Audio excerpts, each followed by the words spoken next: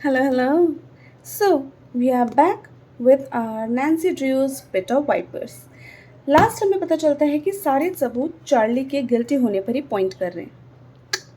Okay, अब हमें addition में हमें ये और पता चलता है जो नेट नैन्सी को बताता है कि चार्ली ने एक बहुत ही रेयर टाइप का रेप्टाइल जेनागामा उस नाम का रेप्टाइल को रखने के लिए परमिशन ली है, मतलब परमिट के लिए अप्लाई करी है। और उस रेप्टाइल हाउस में जहाँ से वो फर दे लैंड्स गायब हुआ था, वहाँ पे चार्ली के फिंगरप्रिंट्स पाए गए हैं।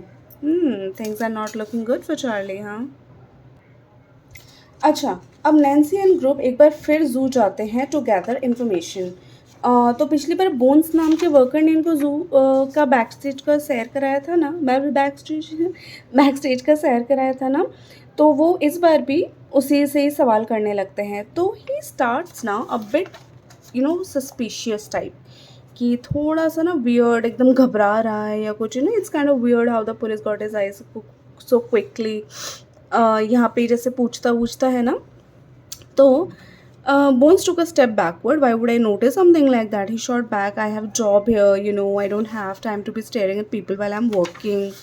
मैंने बहुत ही नौटंकी तरीके से इस सवाल को बोला, इस चीज़ को, खैर छोड़ो। तो वो ना थोड़ा सा वियर्ड बिहेव करने लगता है, ठीक है। तो उसके बाद क्या होता है, वो सोचते हैं कि कुछ पता लगाते हैं इस बोन्स नामक प्राणी के बारे में, ठीक है। यहाँ पे वो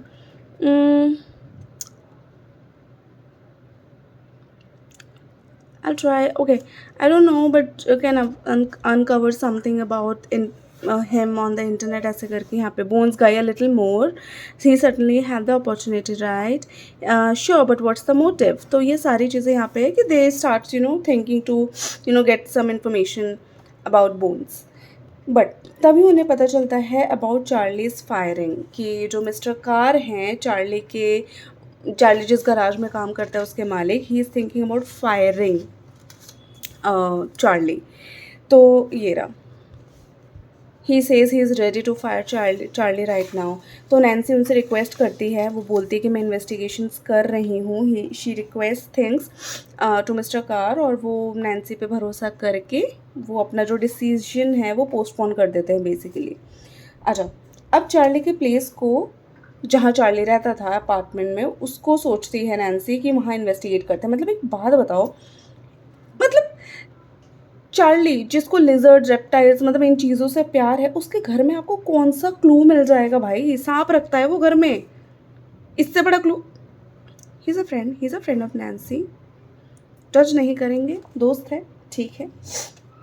तो हाँ, क्या पता कुछ मिल जाए, कि वो जो सांप रखने आया था फर दे लैंस, एक तो ये बोलते भी है ना सब, खैर वो जो सांप रखने आया था, क्या पता वो गलती से कुछ गलत कर गया हो, कुछ क्लू छोड़ के गया हो। ओके, पॉसिबल तो है, देखो, है ना, है कि नहीं। तो नैन्सी जाती है एंड हमारी बुक की बेहतरीन चीज़ शुरू होती है। क्या? बताते हैं। यहाँ से ना नैन्सी यहाँ से दिखाते हैं कि वो जा रही है उसके घर में, कैसे घुसती है, किस कमरे में कितने डब्बे रखे हैं, कितनी चीज़ें रखी हैं, कितने रेप्टाइल्स रखे हैं, ये सारी चीज़ें चल रही है यहाँ तक, ठीक है। अब उसे ना बीच बीच में कुछ ना ऐसी आवाज़ें आती हैं जो वो ऑब्वियसली इग्नोर करती है। मतलब कोई भी थ्रिलर मूवी, हॉरर मूवी, आप कैसी भी मूवी लगा लें, कृपया करके देखेंगे कि कोई भी ऐसी चीज़ जहाँ इन्वेस्टिगेशन हो रही होती है, पीछे से और कोई आवाज़ आती है तो सब इग्नोर कर रहे होते हैं। और बाद में पता चलता है नैन्सी को कि एक बहुत ही बड़ा रैटल स्नेक उसके पीछे है।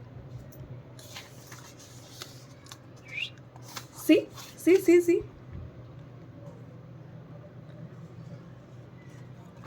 Okay, then okay, Lionel comes and वो नैन्सी को बचा लेता है।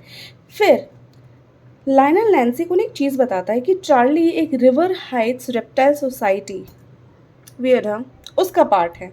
क्या सोसाइटी का नाम है भाई? ओके, ऐसी सोसाइटी भी है ना, मतलब नाम, मैंने नाम पे कमेंट करा, ऐसी सोसाइटी भी है ब्रदर, हेलो।